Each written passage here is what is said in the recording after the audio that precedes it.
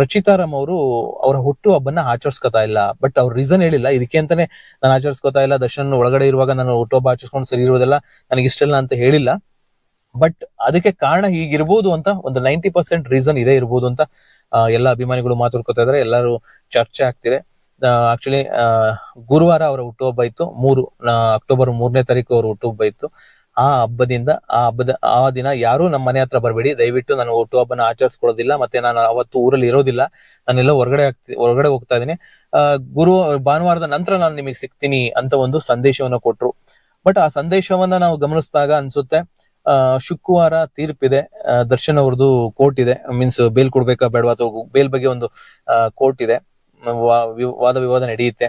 ಅದಾದ್ಮೇಲೆ ಏನಾದ್ರು ಶುಭ ಸುದ್ದಿ ಬಂದ್ರೆ ದರ್ಶನ್ ಅವ್ರು ರಿಲೀಸ್ ಆದ್ರೆ ಆವಾಗ ಭಾನುವಾರ ಸಿಗ್ತೀನಿ ಅನ್ನೋ ಒಂದು ಸಂದೇಶನ ಹೇಳಿದ್ರು, ಏನೋ ಗೊತ್ತಿಲ್ಲ. ಅಥವಾ ಅದು ಬೇರೆ ಸಿನಿಮಾಗಳು ಮಾಡ್ತಾ ಇದಾರೆ, 2-3 ಸಿನಿಮಾ, ಕಲ್ಟ್ ಅನ್ನೋ ಒಂದು ಮೂವಿ ಮಾಡ್ತಾ ಇದಾರೆ, ಮತ್ತೆ ಇನ್ನೊಂದು ಸಂಜು ವೆಡ್ಸ್ ಗೀತಾ ಪಾರ್ಟ್ 2 ಮಾಡ್ತಾ ಇದಾರೆ.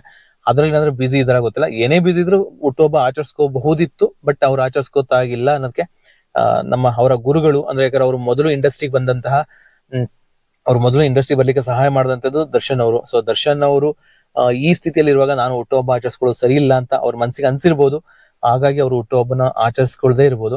ಬಟ್ ಅದು ಅವ್ರು ಹೇಳ್ಬೇಕಷ್ಟೇ, ಯಾಕಂದ್ರೆ ಅದನ್ನ ಹಿಂಗೆ ಇರ್ಬೋದು ಅಂತ ನಾವು ಇರಬಹುದು ಅಂತ ಹೇಳ್ಬೋದು, ಬಟ್ ಇದೆ ಅಂತ ಹೇಳಕ್ಕಾಗಲ್ಲ, ಒಂದು ವಿಚಾರ.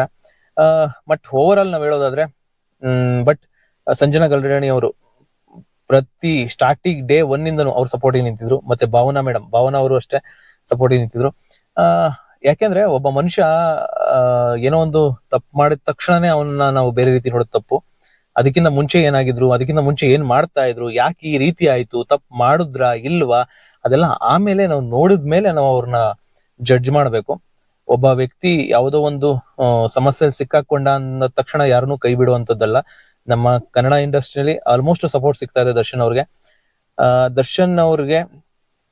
ಅಲ್ಲಿ ದರ್ಶನ್ ಅವರ ಕೇಸಲ್ಲಿ ಏನ್ ನಡೀತು ಅನ್ನೋದಕ್ಕೆ ಅದ ಆಮೇಲೆ ಗೊತ್ತಾಗುತ್ತೆ. ಬಟ್ ಆದ್ರೆ ದರ್ಶನ್ ಅವ್ರನ್ನ ಇವಾಗ್ಲೇ ನಾವು ಆತರ ನೋಡೋದು ತಪ್ಪು ಅನ್ನೋದು ನನ್ನ ಅಭಿಪ್ರಾಯ.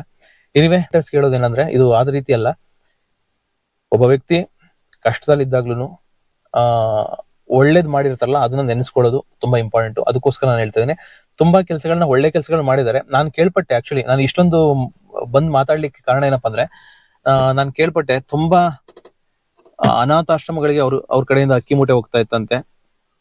ಕೆಲವೊಂದು ಮಠಗಳಿಗೆ, ತುಮಕೂರಿನಲ್ಲಿ ಇರ್ತಕ್ಕಂತಹ ಮಠಗಳಿಗೆ ಅವ್ರ ಕಡೆಯಿಂದ ಅಕ್ಕಿ ಮೂಟೆ ಹೋಗ್ತಾ ಇತ್ತಂತೆ, ಅವ್ರ ಅಭಿಮಾನಿ ಬಳಗದಿಂದ ಹೋಗ್ತಾ ಇತ್ತಂತೆ, ಅವ್ರ ಕಡೆಯಿಂದ ಹೋಗ್ತಾ ಇತ್ತಂತೆ.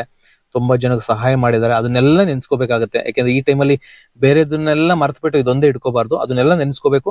ಇದಕ್ಕೆ ಅಂದ್ರೆ ಈಗ ನಡೀತಾ ಇರೋದ್ರಿಂದ ಪ್ರಕರಣಕ್ಕೆ ಅದು ಕಾನೂನು ಡಿಸೈಡ್ ಮಾಡುತ್ತೆ. ಅದಾದ್ಮೇಲೆ ಗೊತ್ತಾಗುತ್ತೆ ಅವ್ರು ಏನ್ ಮಾಡಿದ್ದಾರೆ ಅಂತ. ಅದಕ್ಕಿಂತ ಮುಂಚೆನೆ ನಾವು ಜಡ್ಜ್ ಮಾಡಿ ಹಳೆದನ್ನೆಲ್ಲ ಮರೆತು ಕ್ರೌರ್ಯವಾಗಿ ಬಿಹೇವ್ ಮಾಡೋದು ನಾವು ತಪ್ಪು ಅನ್ನೋದು ನನ್ನ ಅಭಿಪ್ರಾಯ. ಎನಿವೆ, ಆದಷ್ಟು ಬೇಗ ಒಳ್ಳೇದಾಗ್ಲಿ, ಎಲ್ರಿಗೂ ಒಳ್ಳೇದಾಗ್ಲಿ. Thank you.